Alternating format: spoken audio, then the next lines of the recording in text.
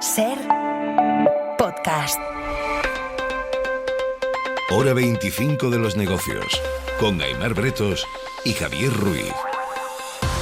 Hoy, las consecuencias económicas de la paz. Porque hoy vamos a leer las tres claves, los tres dividendos que esa paz en Hormuz y en el Golfo Pérsico pueden dejar.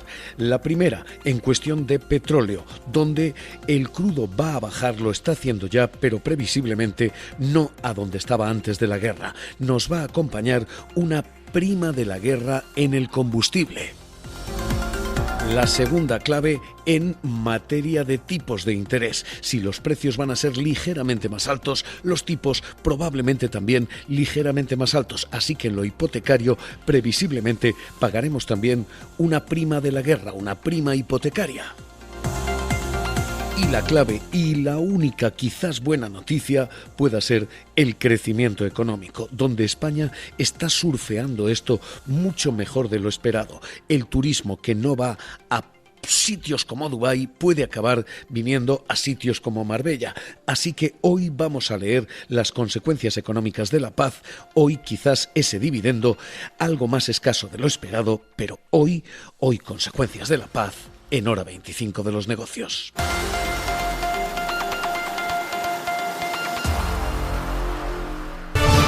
We have breaking news in the war with Iran tonight. President Trump says a deal with Iran has been largely negotiated. Este es ahora mismo el titular de todos los informativos del planeta. La paz puede estar cerca. Trump augura un acuerdo de paz inminente con Irán. Because Iran is going to have a nuclear weapon if we don't stop them, and we have stopped them. They're not going to ever have a nuclear weapon, and we'll have that over with soon. It'll be over with soon. Ese acuerdo, insiste Donald Trump, incluye la reapertura del estrecho de Hormuz y, por tanto, el flujo de petróleo de nuevo. La paz es inminente si se cree a Donald Trump. Y ese sí, ese condicional, es enorme, es mayúsculo, porque Donald Trump ya ha anunciado muchas veces que la paz era inminente. Pero esta vez lo dice él. No lo desmiente del todo. Irán se matiza, pero no se desmiente. El crudo puede volver a fluir en breve, decía Marco Rubio. We're going to give diplomacy every chance to succeed before we explore the alternatives. What's the hold up right now? Is there something that needs to be done? It's just a response. I mean, when you get down to some of these things, you got to hear back, and it takes diciendo, solamente esperamos una respuesta y tardan en responder. You got to hear back, and it takes the Iranian system a little while longer to get back. Así que hoy se abren 1000 cuestiones sobre las consecuencias económicas de la paz, en al menos 3 frentes. Primero, en petróleo, en castellano, combustibles y factura de la luz, es decir, inflación y cesta de la compra. Segundo, en tipos de interés, en castellano, hipotecas. Y tercero, en crecimiento, y esto, en nuestro caso, significa turismo. Estos van a ser los 3 indicadores, los 3 dividendos en los que notemos la paz y la nueva situación en Oriente Próximo. Empezando por capítulo 1, el petróleo, porque este es el indicador más rápido, en muchas ocasiones ha ido incluso por delante de las noticias y hoy vuelve a hacerlo. El crudo cae y cae a plomo. El petróleo, que llegó a tocar los $120 por barril, 118, hoy está por debajo de los 100. Sira Valdés, ¿qué tal? Muy buenas noches. Hola, muy buenas noches. Lo que empezamos a notar ya es un abaratamiento de la factura, por lo menos en el crudo. Sí, el optimismo ha vuelto a los mercados de crudo. El Brent ha vuelto a caer, como dices, por debajo de los $100 el barril. Cuesta ahora mismo algo más de 97, en una caída similar a la que registró a mediados de abril, después de que Estados Unidos anunciara la tregua y la posible reapertura del estrecho de Hormuz. Entonces, hace poco más de un mes, el Brent llegó a situarse por debajo de los $87 el barril, aún muy por encima de los 71 en que cotizaba antes de que comenzase el conflicto, pero muy lejos de esos casi $120 que decías que ha llegado a costar el barril, que se ha mantenido en todo momento, casi en todo momento, por encima de la barrera de los $100 desde que comenzó el conflicto hace casi 3 meses. Con la cotización del gas natural, el TTF ha pasado algo muy similar, un 6%, cae hoy hasta el entorno de los 45,7 euros megavatio hora. Sigue casi un 50% por encima del precio que tenía antes de que comenzase el conflicto, pero está ya lejos de los más de 61 euros que llegó a marcar en el mes de marzo. Este ahora mismo es el primer termómetro. El crudo, el gas natural, dejan la cuestión ya no de dónde está el techo, sino de cuánto más pueden bajar, de dónde está el suelo. ¿Vamos a volver a los $70 el barril que pagábamos antes de la guerra? ¿O hay una nueva normalidad de precios que van a rondar estos niveles? $90, $100, 30, 40% más caros. ¿Cuál va a ser la prima de posguerra que paguemos? ¿Por qué? Porque este es ahora mismo el titular más decepcionante. Probablemente no volvamos donde estábamos. El precio del petróleo tan barato no volverá a menos a corto plazo. La subida aquí ha sido espectacular, pero la bajada no lo va a ser tanto.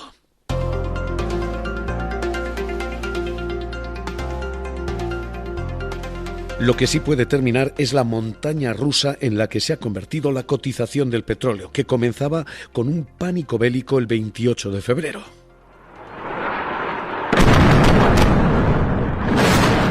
Y con un anuncio de Donald Trump. Comenzamos. The United States military began major combat operations in Iran. Operaciones de combate en Irán, decía.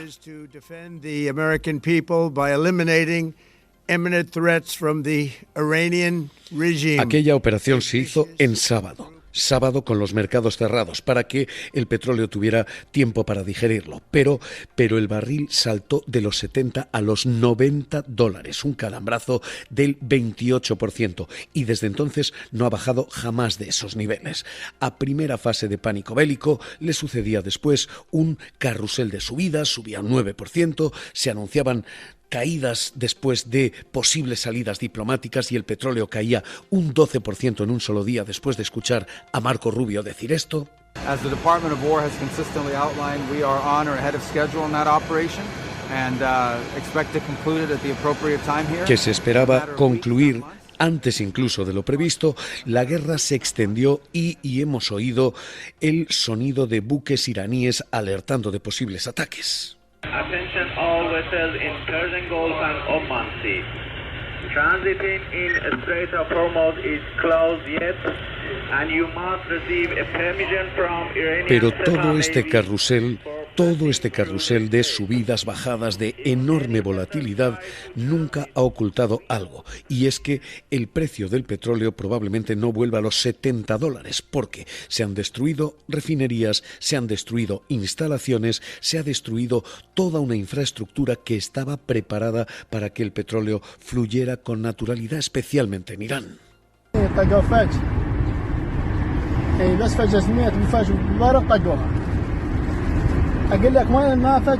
La Agencia Internacional de la Energía ha cifrado en años el tiempo para volver a la situación previa. Así que ahora mismo la primera de las claves, de momento con este recorrido histórico, puede dejarnos una prima de guerra, un sobreprecio, incluso en tiempos de paz.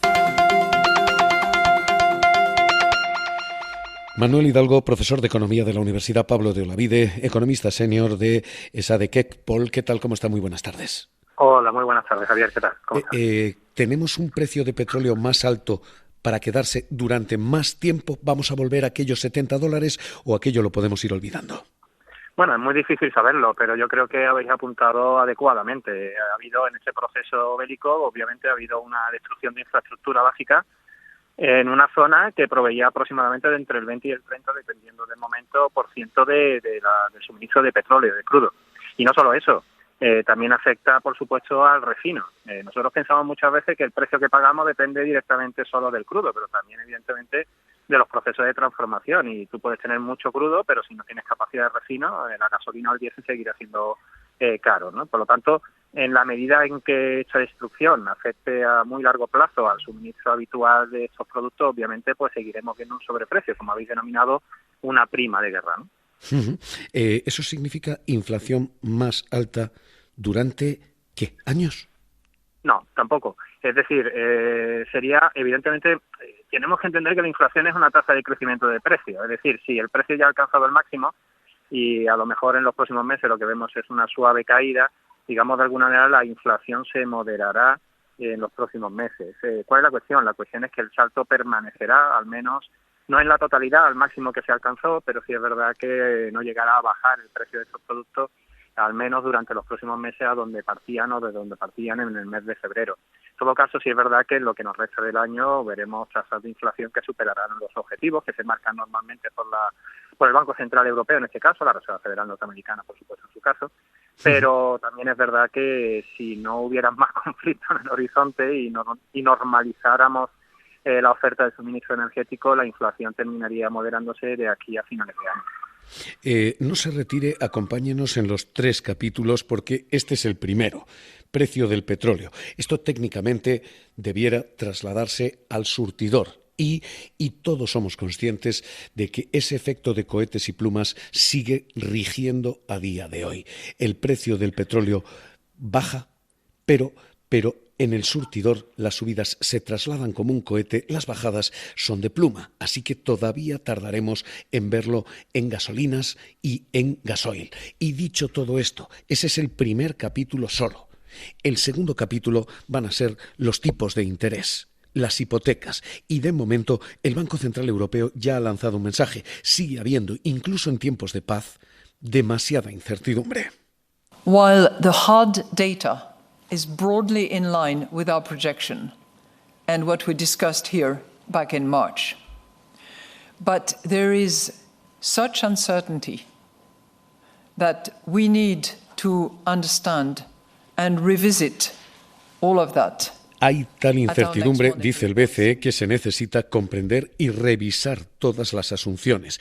Y algunas cosas sí cambian después de la guerra, también en paz.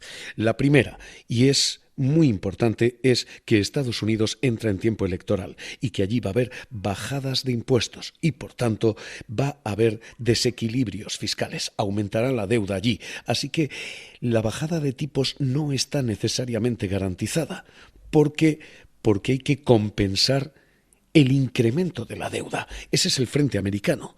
Pero es que aquí en España estamos viviendo un frente parecido. Antes de la guerra, el Euríbor estaba en el 2,5%. Hoy ronda el 2,8% y también está frenado. También parece consolidarse.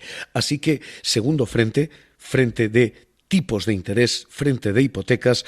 Manuel Hidalgo, profesor de Economía de la Universidad Pablo de Olavide.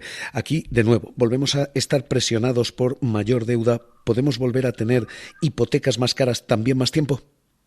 Sí, efectivamente. No alcanzaremos los niveles que se alcanzaron en 2022-2023, que el impacto fue significativamente diferente y superior. Pero sí es verdad que, como quien dice, llueve sobre mojado. Cuando ya por fin habíamos conseguido normalizar la inflación, vuelve un nuevo shock. Y esto, evidentemente, los bancos centrales entienden que tiene otro peligro, ¿no? Ese peligro también se hace en un contexto y entorno que, como habéis señalado, es importante, de una política fiscal expansiva en muchos países, con mucha acumulación de deuda. Y eso, pues, aunque sea más difícil de entender, también es generadora de inflación, con lo cual se han unido dos shocks que uno se puede retirar, pero quedar en el colectivo, ¿no? Quedar en el imaginario de las personas, que es el principal miedo que suelen tener normalmente los bancos centrales. Por eso, la subida de tipos, o mejor dicho, la reconsideración de una bajada de tipos, pues va a tardar hasta un tiempo después y, como decimos, el contexto es de normalización energética. Por lo tanto, nos quedan todavía unos meses de ver algunos tipos superiores a lo que teníamos hace apenas 3 meses. ¿Eso significa que de aquel 2,5% nos vamos a ir más o menos permanentemente a un 2,5-3%? Es difícil de verlo. ¿No? Todavía puede que tenga alguna pequeña subida. Sí es verdad que, insisto, si los precios del crudo caen y los precios del gas caen y empezamos a verlo dentro de unas semanas en los surtidores y el coste de transporte cae, etcétera, y se normalizan algunas cadenas de suministro, que también eso es importante, fertilizantes, por ejemplo, por decir uno de ellos, ¿no? Pues sí es verdad que tendremos menos presión en la inflación y los bancos centrales relajarán un poco sus políticas. Pero, de nuevo, yo creo que hay un segundo elemento muy importante que en Europa quizás está mucho más controlado, pero que en Estados Unidos, como habéis dicho, puede adquirir cierto protagonismo, que es la política fiscal. En todo caso, evidentemente sí, posiblemente alcancemos de nuevo, y esto es siempre como se dice, ¿no? Si no hay nada nuevo en el horizonte, o a lo largo del año que viene podamos normalizar esos tipos de interés siempre y cuando, como he dicho, los precios se vayan normalizando adecuadamente. Hoy le agradezco la paciencia, le pido que espere con nosotros porque hemos visto capítulo precios, petróleo, hemos visto capítulo tipos hipotecas, nos queda un tercer capítulo y es si se reabre el estrecho de Hormuz, si vuelve a fluir el petróleo, ¿qué nos pasa en crecimiento? Tercer capítulo. Teóricamente, el crecimiento debiera dispararse. Con aviones más baratos, si finalmente se reabre, se va a poder volar más. ¿Cuál es el problema aquí? El retardo. Desde que se abre Hormuz hasta que se normalizan todos los flujos y en el caso de los aviones el combustible es extraordinariamente refinado, ese crecimiento, esa recuperación posguerra puede tardar. El Fondo Monetario Internacional ya maneja 3 escenarios. Se resumían en una idea. Vamos a crecer menos, pase lo que pase, y llegue la paz cuando llegue la paz. Y vamos a pagar más. Había 3 dibujos. Un crecimiento más o menos moderado, del 3,1%, un escenario adverso, del 2,5%, y un escenario catastrófico de crecimiento del 2%, decía Gourinchas. Some damage will not be avoided. Global growth falls to 3.1% this year, a downgrade from January forecast, and headline inflation rises to 4.4%. Y ese el problema que lo acompañaba, precios que podían llegar al 4,4% de inflación, 5,4% incluso al 6%.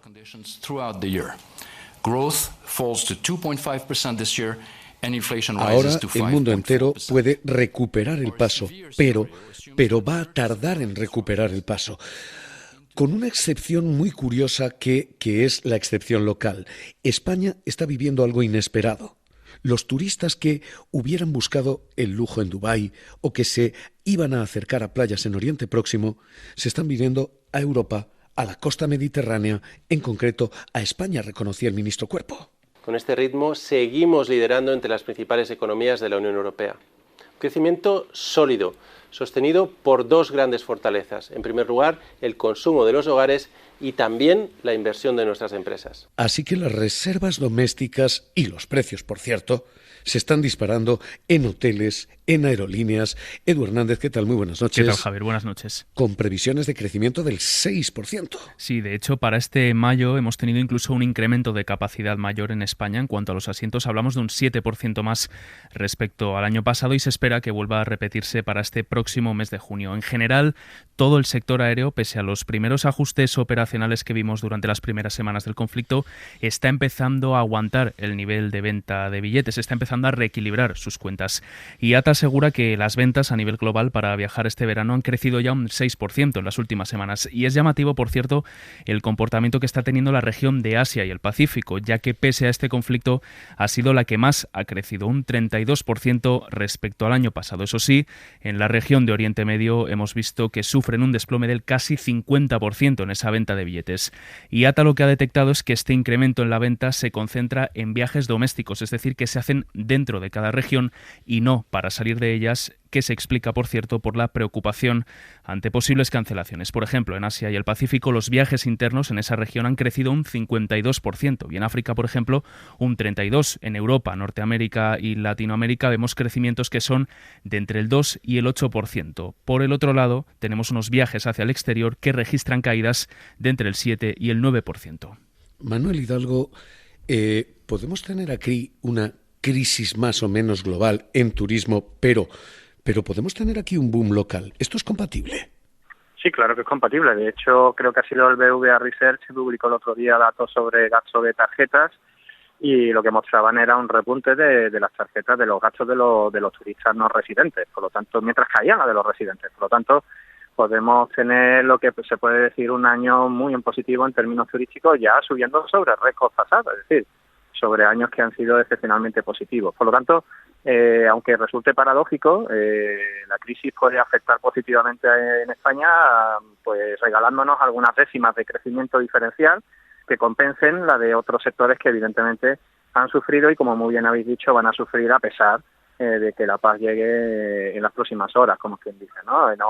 No vamos a tener el crecimiento del año pasado, vamos a tener algo menos de crecimiento, aproximadamente ahora mismo estamos en el 2,3% previsto para el año, que es inferior al 3% que estuvo por encima del año pasado, pero sí es verdad que si la paz llega rápidamente y encima además tenemos un turismo internacional que repunta como consecuencia de las causas que estáis diciendo, pues efectivamente España pues volverá a colocarse de nuevo y un año más como un hecho diferencial dentro de Europa. Lo cual es de agradecer y de felicitarnos, obviamente. Pues Manuel Hidalgo, profesor de Economía de la Universidad Pablo de Olavide, economista senior de SADC-Pol, gracias por estar aquí con nosotros. Un abrazo y muy buenas noches. Muy buenas noches, gracias a vosotros. Este ahora mismo es el dividendo, el escenario que puede dejar la paz. Previsiblemente, un combustible y un petróleo algo más barato, pero no tan barato como el que conocimos, tipos de interés algo más bajos, pero no tan bajos como los que tuvimos, y un crecimiento económico que sí puede sorprender. El turismo sí puede empujar. Y dicho todo esto, una crisis que en la agricultura se va a pagar aquí y fuera de aquí, porque la FAO sigue advirtiendo que pase lo que pase, esto en los países sin desarrollo puede ser peor que el COVID. Si esto no se soluciona en los siguientes semana o dos, ya vamos a perder el calendario. El calendario no va a cambiar, el calendario de siembra, y ergo va a afectar la producción de la mitad del año y del próximo año, y vamos a enfrentar una situación muy crítica, muy similar a la de COVID-19. Hora 25 de los negocios. Cadena SER. We are moments away from the start of trading on what is already an insanely volatile Monday. Because there is a big rebound, Matt, in markets. I want to show you some of the individual stocks. Y esta es la lectura de los mercados. Hay una auténtica fiebre que hoy nos ha dejado aquí con subidas más que considerables. Sira. Las bolsas europeas miran con optimismo ese posible acuerdo de paz. Aquí el IBEX suma un 2,2% y conquista de nuevo el nivel de los 18.400 puntos, con muy pocos valores en rojo, solo 3. Repsol recibe el mayor castigo y la situación es similar en el resto del continente, con subidas entre el 1,5% y el 2% en la mayoría de los parques. Joaquín Robles, analista de mercados del Banco de Inversión Global de BIG. ¿Qué tal? Muy buenas noches. ¿Qué tal? Muy buenas noches, Javier. ¿Qué podemos esperar a partir de ahora en los mercados?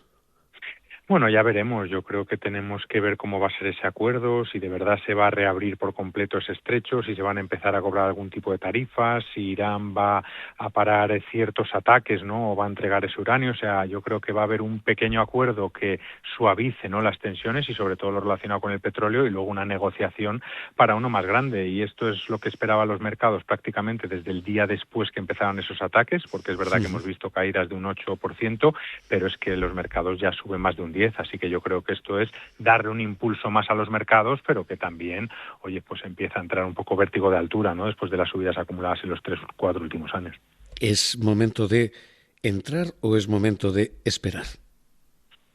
Bueno, depende un poco el enfoque que también se tenga, ¿no? Cuando queremos capitalizar ese 8-9% de rentabilidad histórica de la bolsa y tenemos por delante periodos largos, ¿no?, de 5, 10, 15 años, yo creo que cualquier momento es bueno para entrar, ¿no?